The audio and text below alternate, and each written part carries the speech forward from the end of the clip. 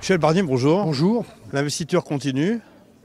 Vous êtes aujourd'hui, ce week-end, en Savoie. Quels sont les échos, tout d'abord, des Savoyards que vous avez dans votre training de la journée? En Savoie, en Haute-Savoie, dans l'Isère, demain, le contact et l'accueil est très amical, très confiant. Et moi, j'ai besoin des Savoyards, j'ai besoin des Dauphinois, j'ai besoin de tous les militants, de tous les adhérents de notre famille politique dans toute la France, que je parcours d'ailleurs jour après jour.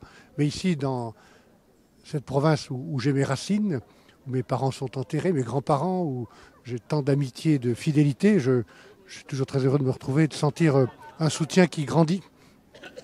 Alors on dit, c'est sur France Info ce matin, qui titrait un fidèle qui veut jouer les troubles faits dans le duel Pécresse-Bertrand. Que répondez-vous à cela? Donc, j'ai sûrement pas l'intention de jouer les troubles faits entre tel ou tel. C'est pas le sujet. Je suis candidat à la présidence de la République avec beaucoup de réflexions personnelles qui m'ont conduit le 26 août dernier devant le lac du Bourget sur une grande chaîne de télévision à dire oui, je suis prêt et je m'engage pour servir la France et servir les Français. Je n'ai pas l'intention de jouer les troubles faits entre tel ou tel, c'est pas le sujet. Le sujet, c'est maintenant pour moi de gagner la confiance de ma famille politique, une famille que j'ai jamais quittée, où je suis membre de cette famille gaulliste depuis que j'ai 15 ans, depuis le lycée Jean Moulin à Albertville, et de gagner la confiance, le soutien sincère de tous les militants, de tous les adhérents de cette famille, et puis ensuite de rassembler au-delà pour gagner la confiance des Français. Justement, vous êtes resté fidèle à votre famille. La loyauté comme carte maîtresse, c'est ce que les jeunes militants disaient dernièrement. Les jeunes militants, ils sont très attentifs à cette question de la fidélité, de la loyauté. Je suis comme ça. J'ai toujours été membre de cette famille depuis, encore une fois, mon premier engagement comme jeune militant gaulliste dans l'Union des jeunes pour le progrès. Mais ce n'est pas seulement la raison d'une candidature. C'est une trace de caractère, si je puis dire, que celle de la fidélité et de la loyauté. Au-delà, il y a le projet pour notre pays. Au-delà, il y a les raisons qui font que je pense être capable de rassembler, de réconcilier et d'agir pour réformer notre pays et de le faire avec davantage de jeu collectif que ça n'a été le cas depuis 4 ans. Alors justement, parlons du programme. Quelles seraient vos principales idées? Quels sont les messages que vous voudriez faire passer? Réconcilier, rassembler les Français dans notre pays qui est trop fracturé. Les Français sont trop dos à dos. Il y a trop de tensions. Et je pense que le pouvoir est responsable en partie de ces tensions, de ces clivages.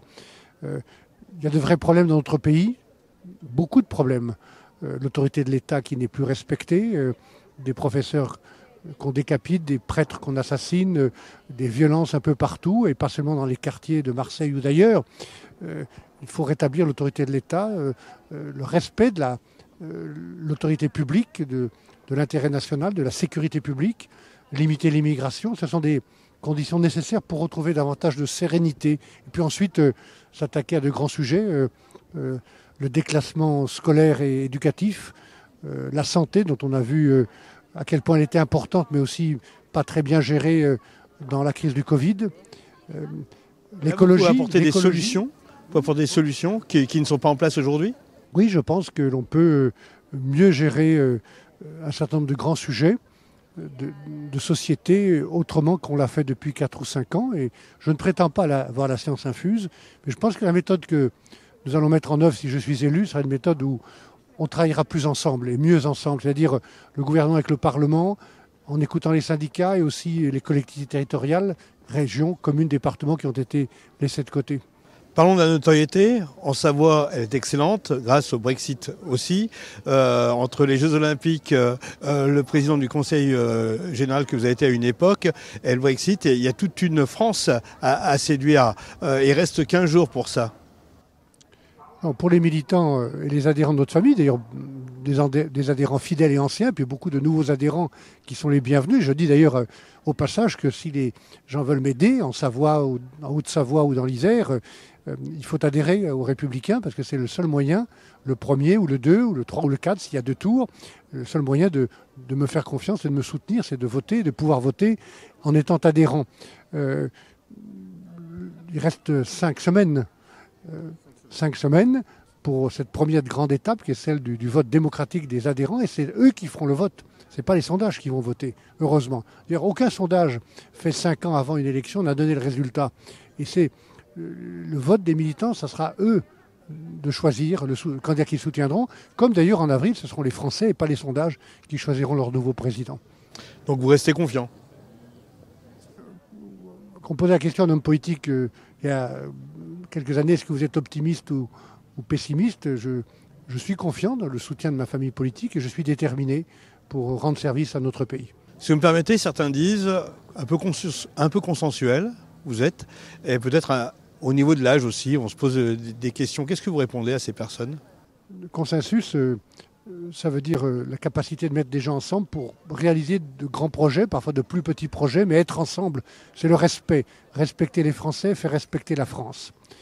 Et puis quant à l'âge, je ne vais pas le cacher, c'est peut-être le témoignage aussi d'une expérience ici, départementale et régionale, nationale, au gouvernement, à Bruxelles. Je pense que tout ça est utile, voire nécessaire quand on a l'ambition d'être président de la République. Qu'est-ce que vous avez envie de dire aux Savoyards qui vous regardent aujourd'hui? D'abord que je suis très heureux d'être ici à Chambéry, dans ce cœur vivant de la capitale de notre département. Et toujours heureux d'y retrouver mes amis. Ici ce matin, Cédric Vial et Émilie Bonivard, mais d'autres élus que je retrouverai. Puis j'ai besoin d'eux. J'ai besoin d'eux pour le vote du Congrès. Plus ils seront nombreux à voter, mieux ça vaudra. Et puis j'ai besoin d'eux ensuite, si nous réussissons, pour gagner l'élection présidentielle, pour le succès de notre pays. Dernière question sur l'économie. L'inflation est en train de faire des pas de géant. L'énergie aussi devient un vrai problème. On est vraiment dans le dur après le Covid. Oui, alors il faut que cette économie qui est repartie, ce ne soit pas conjoncturel ou seulement du rattrapage. Il faudra se méfier de l'énergie, du prix de l'énergie et de l'inflation. Je pense que les mesures prises par le gouvernement sont un peu opportunistes. Ce chèque de 100 €, il aurait mieux valu plus sincèrement diminuer les taxes et préserver les Français pour que l'État ne continue pas à s'enrichir pendant que les Français s'appauvrissent. Et quant à l'inflation, il faut faire attention parce que la conjonction d'une dette, d'un endettement qui va approcher 3 000 milliards d'euros et qui s'est beaucoup aggravé depuis 5 ou 6 ans, d'ailleurs bien avant la crise du Covid, plus l'inflation, ça peut être dangereux et les prémices d'une crise financière. Donc il faut être vigilant. Et votre vision de l'Europe? Ma vision de l'Europe, c'est toujours la même. C'est une Europe qui est imparfaite. L'échec du Brexit, c'est un échec de l'Union européenne. Donc il faut corriger ce qui doit être corrigé, mais préserver cette capacité d'être ensemble avec plusieurs pays européens, tout en préservant notre souveraineté nationale, mais coopérer avec les autres pays européens, tout simplement parce qu'il y a dans le monde tel qu'il est aujourd'hui, qu'il faut bien regarder les yeux ouverts, tellement de défis qu'on ne peut plus relever tout seul. Donc si on n'est pas ensemble en tant que pays européen avec le marché unique, qui est notre principal atout, on devient sous-traitant ou sous influence des Chinois et des Américains. Et moi, je ne me suis pas engagé en politique pour que notre pays, la France, soit sous-traitante ou sous influence. Votre marathon continue ce dimanche en Savoie et bien sûr dans toute la France. Je serai à Grenoble demain, rencontrer les militants et les adhérents des Républicains. Et puis la semaine prochaine, à Meaux, à Maison-Alfort, à Montbéliard, dans le Midi aussi. Je continue jour après jour pour rencontrer tous les militants qui le souhaitent. On parle de plus en plus de vous, particulièrement vos concurrents. C'est plutôt bon signe? Oui, mais je ne m'occupe pas trop des autres. En Savoie, on sait comment je travaille.